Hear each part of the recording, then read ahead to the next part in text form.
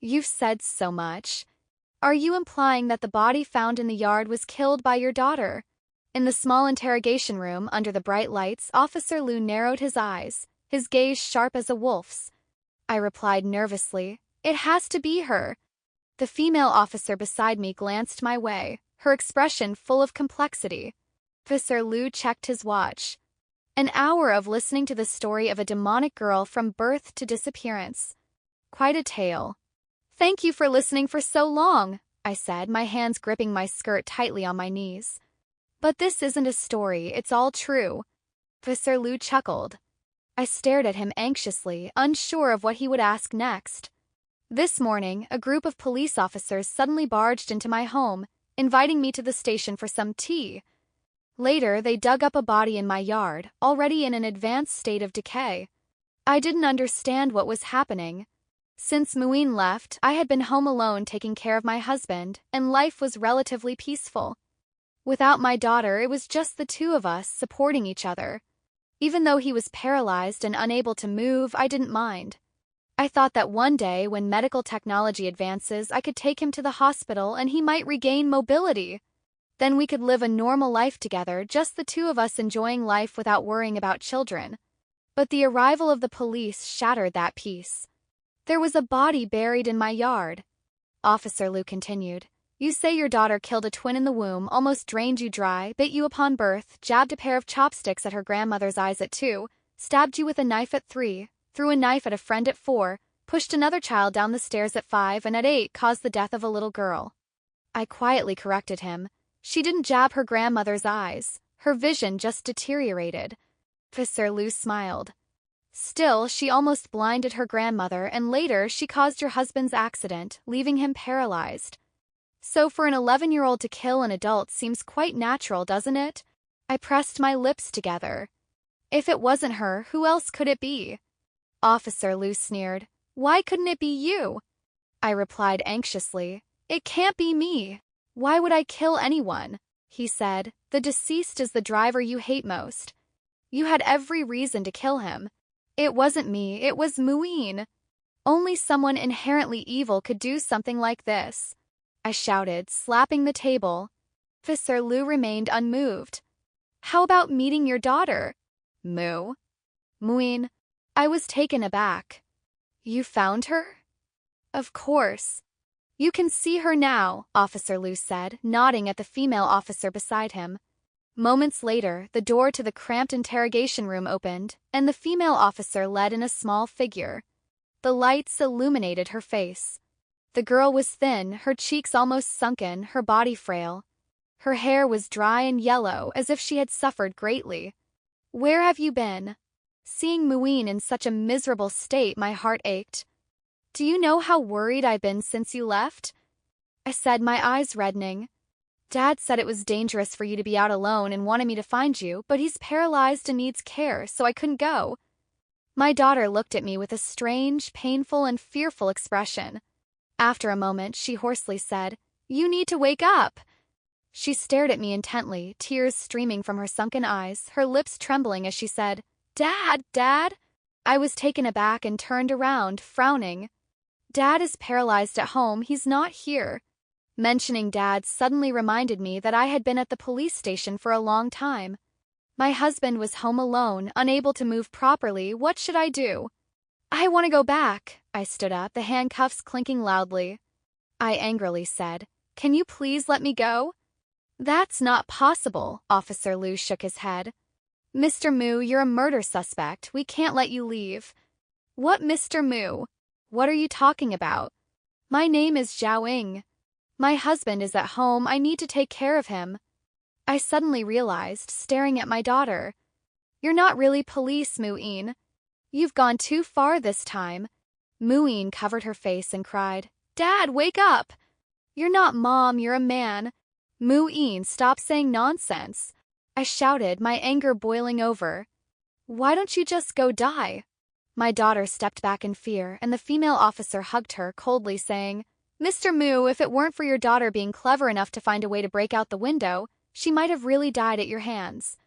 What are you talking about? I yelled. The female officer took out a mirror and held it up to me. The smooth surface reflected a woman, long hair, a floral dress, fair skin, and red lips. She was very beautiful. "Ha, look, I'm a woman." I pointed at the mirror, shouting, "I'm right. You're trying to hurt me." Officer Liu, losing his patience, stood up and yanked my hair. I touched my smooth head and let out a shriek. The woman in the mirror shrieked too, her broad shoulders, flat chest, and when she opened her mouth to scream, her bright red lips split apart like some kind of animal. Officer Liu wasn't satisfied. He grabbed a tissue and pressed it against my face, rubbing it furiously, then held the mirror back up to me. "Now, do you still think you're a woman?" The mirror now reflected a man's face, my husband's face. I see him every day, there's no way I could mistake it. Wait. If I'm my husband, then who's the husband at home? My paralyzed husband. My husband, the one at home. I trembled all over. Officer Liu's expression was complex, mixed with a bit of disgust. "That's your husband at home." He pushed several photos in front of me. In the pictures, a woman's body curled up in a freezer, looking peaceful. Ms. Zhao died in a car accident. You seized the opportunity to kill the driver, took the driver's and Ms. Zhao's bodies, and returned to your old house with your daughter. You buried the driver's body in the backyard and disguised yourself as Ms. Zhao to live nearby. You're so delicate that no one would recognize you as a woman. Every day you made your daughter feed and bathe Ms. Zhao's body. When she didn't want to, you beat her. When she resisted, you beat her to the point of injury and locked her in a small room. Your daughter almost starved to death. Thankfully, she managed to pry open a window and escape to call the police. Otherwise, we wouldn't have known what you did. Officer Liu's words sliced through something solid in my heart. Vaguely, I seemed to recall certain images in my mind. The dimly lit street, a loud crash, my body flipping to the ground, paint like blood oozing slowly from the body. The person lying in the blood was my wife. Seeing that scene made my head spin, my mind went blank. Later, my consciousness seemed a bit hazy. Now, prompted by Officer Liu, I vaguely remembered some things. I dressed as a woman to lure the driver and killed him. The driver wasn't drunk driving. He was driving normally. My wife rushed out in a panic to chase after our daughter, ran a red light, and was hit by the car. She died on the spot. Yes, she's already dead. I can't accept this fact. Afterward, I wore my wife's clothes, put on her favorite makeup, used her perfume. It all felt like she was still with me. You can't accept the pain of losing your wife and gradually started to believe you are Ms. Zhao, even altering your own memories, thinking the one hurt in the car accident was you. Maybe that's what you subconsciously hoped for. You wanted the dead person to be you, and the one left alive to be Ms. Zhao. I covered my face, tears slowly streaming down. "Mr. Mu, you're mentally unstable." "Your daughter has already confirmed it," Officer Liu said. "Just confess." I suddenly glared at Mu Yin and screamed, "It's your fault your mom is dead. You're the one who's evil from birth." Mu Yin trembled, pained, and said, "Dad, that day you and Mom had a fight. Mom ran out in anger and that's how she died." I widened my eyes, breathing heavily, and yelled, "You're lying! I had no memory, no memories at all. You're lying. You're just a bad seed. You've already killed someone. You're born evil." I shouted frantically, and the people around hurried to grab me. "He seems really sick. What do we do now, Lao Lu?" "First, lock him up. Tisk, it's unfortunate for the real victim to be murdered by a mentally ill person." And he even accused his daughter. When I woke up, I was still in the police station. To prevent me from hurting anyone, they had locked me in a solitary cell. Soon, the police told me that my mother-in-law, had come to see me. Inside the jail, my mother was in tears, telling me she was there to take Mu Yin away. I rushed to the bars, shouting, "Mom, you can't take her. She's a bad seed." My mother stepped back in fright. I calmed down and tried to speak calmly. "Mom, if you send her away, she'll harm everyone." I recounted one by one the wrongs Mu Yin had done, and my mother listened quietly. After a long while, she said, "Mu Jing, don't you remember?" I stopped, looking at her in confusion. She covered her right eye with her hand and slowly said, "Son, it seems you've forgotten everything." "Forgotten what?" She sighed. "You poked my eye. You were born extremely selfish. No one could take anything from you. When you were 2, I took a bite of your banana and you poked my eye with chopsticks. I was stunned, and after a long while I muttered, "Your eye." I poked it. Yes. What about throwing the kitchen knife and pushing the child? My mother stood up, her expression complicated. Mujing, you're sick. Those are all your fantasies. You've projected what you did as a child onto Mu'in. I stepped back in disbelief. Was it all me? Was I the real bad seed? Yes, it was all you, my mother affirmed. I hugged my head and screamed. Is this the truth? Is this the truth? My mother said. That day you and Zhaoing argued about having a second child. Zhaoing ran out in anger and got into a car accident. That's the truth. She continued. Your family has a hereditary mental illness.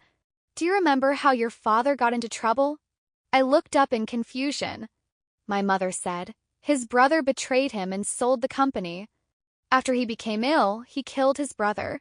After saying this, my mother left, leaving me alone to sit there in shock until the end of time. Zhaoing.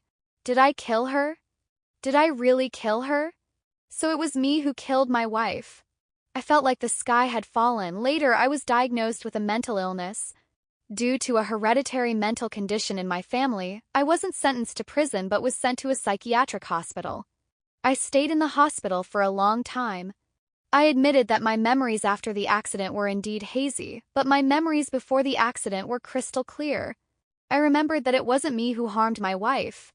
But my mother said it was me. It couldn't be me. Not me. The doctor held me down and said, "Give him an injection." I often experienced confusion in my memories. Although I clearly remembered so many images, I now doubted which ones were real and which were fake. My mother said I nearly poked her eye out. She said everything about Mu'in was just my imagination. Every day, I repeatedly recalled the details, drawing on walls and paper, trying to distinguish between truth and illusion. The doctor shook his head after looking at my work. Perhaps I really was sick. I slowly accepted the reality. I quietly underwent treatment, living like a zombie. Years passed, and my mother brought Mu'in to see me. The grown-up Mu'in was beautiful, with long, flowing hair, delicate features, and a curvy figure. She smiled at me and said, "Daddy." I felt guilty and said, "Mu'in, I'm sorry." I placed sins that didn't belong to her on her shoulders. Mu'in paused in silence, then asked everyone to leave so she could speak to me alone. She gently said, "I forgive you, Daddy." I managed to smile. We talked about some distant memories, and the atmosphere was warm. The more I listened, the more I felt my memories were correct. I couldn't help but ask, "Mu'in, did you ever push a child? Did you throw a kitchen knife at a child?" She raised her eyebrows in surprise, fell silent for a long while, then covered her mouth and laughed, leaning closer to me and whispering, "Daddy, what you said to the police about me was all true." I widened my eyes in shock. "You're wondering why I'm telling you the truth." She smiled, her eyes sparkling. "Because back then you made me wash a corpse, change its clothes. When I resisted, you beat me until I was half dead and locked me in a small room. I was covered in wounds, begging for mercy, but you ignored me completely. Those 5 days, Daddy, you know how I survived those days? I'll never forget it. But in the end, you fell into my hands. The pain you caused me, I will repay in kind." I twisted my face in anguish and grabbed her. "What about your mother? You were the one who killed her, right?" A rare sadness crossed her face, a sign that even this born bad seed could express sorrow. She didn't answer. She stood up and left. I tried to rush after her, but she skillfully dodged and exited the room. I trembled all over, shouting her name wildly as doctors and nurses rushed in to restrain me. I immediately calmed down, raised my hands to indicate I was fine, and asked to see my mother. I didn't know how they communicated outside, but after a moment, my mother walked into the room. I questioned her. "Mu'in poked your eye, didn't she?" My mother hesitated, then nodded after a moment of silence. "Yes." I couldn't believe it. "You lied to me? Do you know that for years I thought my memories were wrong because of you? I almost became a real mental patient." My mother looked at me sadly. "At that time, you were already a murderer. I had to shift all the blame onto you to clear Mu Yin's name. to solidify your status as a mental patient. I was stunned. My mother continued. Your father wasn't a mental patient either. The people of the Mu family are born beautiful but have extreme personalities and are extremely selfish, but there is one good trait: they are particularly devoted. My father wasn't a mental patient? I remembered my mother saying that my father became violent after being betrayed and was later deemed a mental patient and locked away. Just like me. Your father treated me very well. With him gone, I naturally had to protect the family. After he killed someone to avoid the death penalty, I spent all our assets to have him declared a mental patient to save his life. He's about to be released soon, my mother said calmly. Fortunately, I was able to create the illusion of his mental illness, which allowed me to classify you as having a hereditary mental disorder, even though you did indeed go through a period of mental illness. In a couple of years, I'll arrange for you to be released too. After that, we'll reunite as a family and find a place where no one knows us to start anew. I quietly listened until she finished, and after a long while I asked, I want to ask something. She replied, Go ahead. My voice was hoarse, jowling. What caused the car accident? Her calm demeanor cracked. She looked down, then raised her head with red-rimmed eyes. Does it matter? I gritted my teeth. It's very important. She took a breath, her eyes red, and said, Mu-in knew you planned to have a second child and ran away. You and Zhaoing chased after her, and Zhaoing ran a red light and got hit by a car. That's the truth. I trembled all over, my teeth chattering. Mu-in. She was the one who killed Zhaoing. My mother shook her head. It was just an accident. You can't place all the blame on Mu-in. I shouted. You're still defending her. Mu-in. She's a born bad seed. Just like you, my mother's eyes were pitch black. You were just as selfish and violent as her when you were a child. How many people did you bully? Don't you remember? The Mu family is all the same. If Mu-in is a bad seed, so are you. But once you're released, the family should get along well. My mother calmly stated these words that shattered me, then slowly got up and left. As I watched her departing figure, my expression gradually turned cold.